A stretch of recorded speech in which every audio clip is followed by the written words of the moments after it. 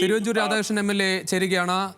ശ്രീ തിരുവഞ്ചൂർ, അത് ഇടതുപക്ഷം എന്തായാലും പറയുന്നത് അതൊരു മികച്ച ബജറ്റ് എന്ന തരത്തിൽ തന്നെയാണ് ധനമന്ത്രി തുടക്കം മുതൽ തന്നെ ബജറ്റിന് പ്രഖ്യാപനത്തിന് മുൻപും അദ്ദേഹം പറയുന്നത് വികസനത്തിന് വേണ്ടി പണം കണ്ടെത്തുന്ന ഒരു ബജറ്റ് തന്നെ ആയിരിക്കുമെന്നാണ്. പക്ഷേ പ്രതിപക്ഷം തുടക്കത്തിൽ തന്നെ ഈ ബജറ്റിനെ പൊള്ളയായ ബജറ്റ് എന്നാണ് വിമർശിക്കുന്നത്. താങ്കളുടെ പ്രതികരണം?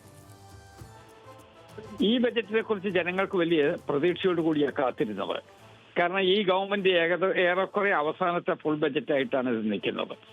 പക്ഷേ ഇതിനകത്ത് പോലും അവർ പ്രചരിപ്പിച്ചിട്ടുള്ള ഒരു പ്രശ്നത്തിന് പരിഹാരം ഉണ്ടാക്കാൻ കഴിഞ്ഞിട്ടില്ല.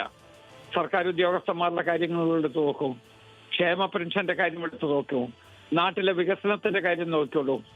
ഓൺഗോയിങ് വികസനത്തിന് പോലും കാര്യമായ രൂപത്തിലുള്ള സപ്പോർട്ട് ഉണ്ടാവുന്നില്ല എന്നുള്ള നിലയിൽ നിൽക്കുകയല്ലേ.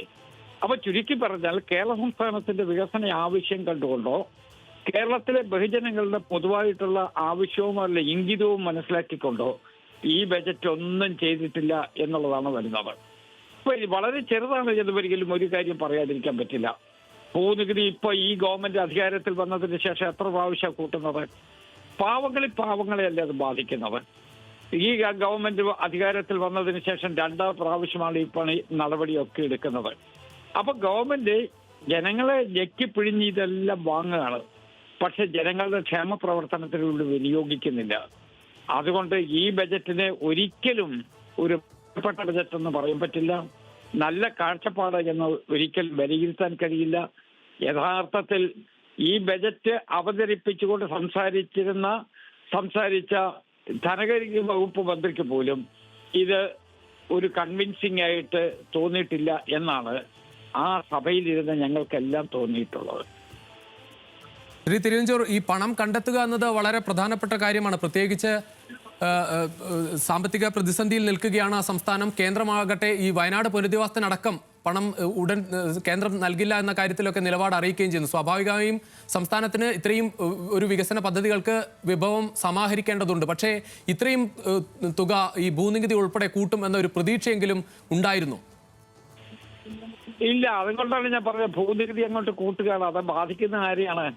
5 സെന്റ്, 3 സെന്റ്, 7 സെന്റ് അങ്ങനത്തുള്ള കാറ്റഗറിപ്പെട്ട ആളുകളെയാണ് ഇതൊക്കെ ബാധിക്കുന്നത്. അതുകൊണ്ട് ഗവൺമെന്റ് ഇവിടെ ഇതല്ലേ എക്സ്പെക്റ്റഡ് അല്ലേ? ഗവൺമെന്റിന്റെ തുടക്കം മുതൽ 1ാം പിണറായി ഗവൺമെന്റ് മുതലേ പറയുന്നുണ്ട് കേന്ദ്രം അവഗണിക്കുകയാണ്, കേന്ദ്രം പരിഗണിക്കുന്നില്ല എന്ന്. ചില സന്ദർഭങ്ങളിൽ അവർ പറയുന്നുണ്ട് ഗവൺമെന്റിനെ സഹായിക്കുന്നുണ്ട് എന്ന്. അവർക്ക് തന്നെ ഒരു കോമൺ സ്റ്റാൻഡിന്റെ അതിനകത്ത് അവരിടയ്ക്കിടയ്ക്ക് മാറി പറയുന്നത് കൊണ്ടാണ് അവർ പറയുന്ന വാക്കുകൾക്ക് മൂർച്ച കുറഞ്ഞു പോകുന്നത്. അത് അവരും കേന്ദ്രവുമായി തീരുമാനിച്ചോട്ടെ. പക്ഷെ ഇന്നത്തെ സിറ്റുവേഷനിൽ ഇതൊക്കെ അവർ പ്രതീക്ഷിച്ചിരുന്നല്ലേ. പിന്നെ പ്ലാൻ ബി, ഇങ്ങനെ അപ്രതീക്ഷിതമായ ഒരു സാഹചര്യം ഉണ്ടായാൽ ഒരു പ്ലാൻ ബി കൊണ്ടുവരും എന്നല്ലേ കഴിഞ്ഞ ബജറ്റിൽ തന്നെ പറഞ്ഞത്. ഏതാ പ്ലാൻ ബി?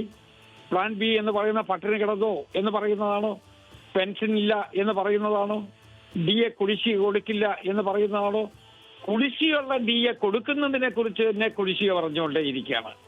അപ്പൊ അതൊരു നല്ല ബജറ്റ് എന്ന് ആർക്കും വിലയിരുത്താൻ പറ്റില്ല. ഈ സർക്കാർ ജീവനക്കാർ ഉൾപ്പെടെയുള്ള ഈ കുടിശ്ശികകളൊക്കെ കൊടുത്തു തീർക്കും. പെൻഷൻ, അതോടൊപ്പം ക്ഷേമ പെൻഷൻ ഉൾപ്പെടെയുള്ള കുടിശ്ശിക കൊടുത്തു തീർക്കുമെന്ന് പ്രഖ്യാപിച്ചിട്ടുണ്ട്. അതോടൊപ്പം വയനാട് പുനരധിവാസത്തിന് വേണ്ടി 750 കോടി രൂപ പ്രഖ്യാപിച്ച ആ പ്രവർത്തനങ്ങളുമായി മുന്നോട്ട് പോകുമെന്നും ധനമന്ത്രി പറയുന്നുണ്ട്. അത് PF പോകുമെന്നല്ലേ പറയുന്നത്. കുടിശ്ശിക കൈ കിട്ടുകയെന്നല്ല, ആ PF പോവുകയാണ്. വയനാടിന് വേണ്ടി ഈ ഗവൺമെന്റിന്റെ കയ്യിൽ കിട്ടിയിട്ടുള്ള പണം എത്രയാണ്?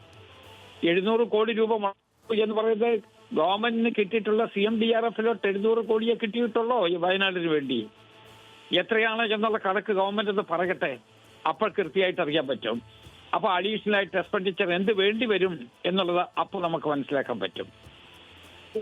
അതോടൊപ്പം ധനമന്ത്രിയുടെ ഒരു സർവ്വതല സ്പർശിയായി വിവിധ മേഖലകളിലേക്ക് പണം നൽകുന്നത്, ഒരുപക്ഷെ ഇത്രയും വലിയൊരു ബജറ്റ് പ്രഖ്യാപനം അത് എല്ലാ മേഖലയും സ്പർശിച്ചുകൊണ്ട് അദ്ദേഹം പറയുന്നത് കാണാമായിരുന്നു. എല്ലാ ജില്ലകളിലേക്ക് ഈ തരത്തിൽ കുറച്ചുകൂടി ഒരു ഏതെങ്കിലും പദ്ധതികളിലേക്ക് കേന്ദ്രീകരിച്ച് ഉള്ള തരത്തിലേക്ക് പദ്ധതികൾ വരണം എന്നാണോ പ്രതിപക്ഷം ആഗ്രഹിച്ചിരുന്നത്? പക്ഷേ ഇത് എല്ലാ സ്ഥലത്തും ഒരു സ്പർശിച്ചു പോകുന്നു. അതുകൊണ്ടാണോ പ്രതിപക്ഷ നേതാവ് ഇതൊരു പൊള്ളയായ വാക്കുകൾ കൊണ്ടുള്ള ഒരു പ്രഖ്യാപനം എന്ന് വിമർശിക്കുന്നത്? അല്ല, വാക്കുകൊണ്ട് പൊള്ളയാണെന്നുള്ള യാഥാർത്ഥ്യമല്ലേ. എല്ലാ ജില്ലകളെന്ന് പറയും, ഏത് ജില്ലയെക്കുറിച്ച് അദ്ദേഹം ഉദ്ദേശിച്ചതെന്ന് എനിക്കറിയില്ല. ഞാൻ ഒരു ജില്ലയുടെ പേരെടുത്ത് പറയുന്നില്ല, പക്ഷെ അവഗണിക്കപ്പെട്ട ഒത്തിരി ജില്ലകളുണ്ട്. ആ ജില്ലകൾ പലതും ഉണ്ട് എന്നുള്ള യാഥാർത്ഥ്യം നിൽക്കുകയല്ലേ. ഞാൻ ഉൾക്കൊള്ളുന്ന ജില്ല എന്താണ് ഈ ഗവൺമെന്റ് ചെയ്തത്, ഈ ബജറ്റിൽ എന്തുണ്ടായിരുന്നു എന്നുള്ളത് വിശദീകരിക്കണ്ടേ? വേറെ ചില ജില്ലകളുടെ പേരൊക്കെ പറഞ്ഞിട്ടുണ്ട്, അത് കൊടുക്കുന്നതിന് എനിക്ക് വിരോധമില്ല. പക്ഷെ പ്രശ്നം എല്ലാം തുല്യതയോടുകൂടി കാണുന്നതിന് വേണ്ടി ഒരു സമീപനം ഉണ്ടാകണ്ടേ? കേന്ദ്രത്തോട് തുല്യതയ്ക്ക് വേണ്ടി വാദിക്കുകയും നമ്മുടെ സംസ്ഥാനത്തിന്റെ വിഹിതം തുല്യതയില്ലാതെ വീതം ചെയ്യുകയും ചെയ്യുന്നത് ശരിയാണോ? ഒരേ പാത്രത്തിൽ തന്നെ 2 രൂപത്തിലുള്ള വിളമ്പ് പറ്റുമോ? വളരെയധികം നന്ദി ശ്രീ തിരുവഞ്ചൂർ രാധാകൃഷ്ണൻ ഈ നിമിഷം പ്രതികരിച്ചത്. എന്തായാലും വലിയ വിമർശനത്തോടെ തന്നെയാണ് പ്രതിപക്ഷം ഈ ബജറ്റിനെ കാണുന്നത്. വലിയ പ്രഖ്യാപനങ്ങൾ ഉണ്ടായത് അത് വാക്കുകൾ കൊണ്ടുള്ള പൊള്ളയായ വാക്കുകൾ കൊണ്ടുള്ള ഒരു ബജറ്റാണ് കെ എൻ ബാലഗോപാൽ പ്രഖ്യാപിച്ചത് എന്നാണ് പ്രതിപക്ഷ നേതാവും വിമർശിച്ചത്. തിരുവഞ്ചൂർ രാധാകൃഷ്ണനും അത് തന്നെയാണ് പറയുന്നത്.